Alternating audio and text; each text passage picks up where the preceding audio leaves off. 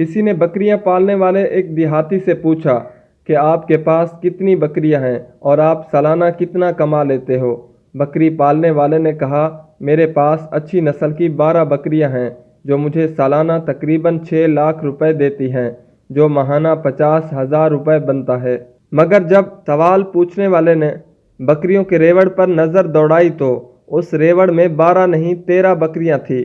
جب اس نے بکری پالنے والے سے اس 13ویں بکری کے بارے میں پوچھا تو اس بکری والے کا جو جواب تھا وہ کمال کا تھا، اور اس کا وہی ایک جملہ دراصل اس بکری والے کے کامیاب ہونے کا بہت بڑا راز تھا۔ اس بکری والے نے کہا کہ ان 12 بکریوں سے میں 6 لاکھ منافع حاصل کرتا ہوں، اور اس 13ویں بکری کے سال میں 2 بچے ہوتے ہیں۔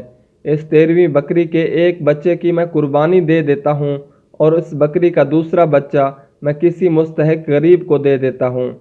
اس لیے یہ ایک بکری میں نے گنتی میں شامل نہیں کی۔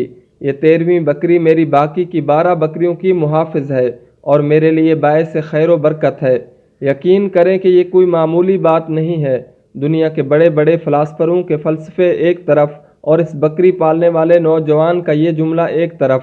یہ بات ایک ان پڑھ سادہ لو بکری پالنے والے گلہ بان نے کامیابی کا وہ فلسفہ سمجھا دیا جو کامرس کی موٹی موٹی کتابیں بھی کسی کو نہ سمجھا سکی۔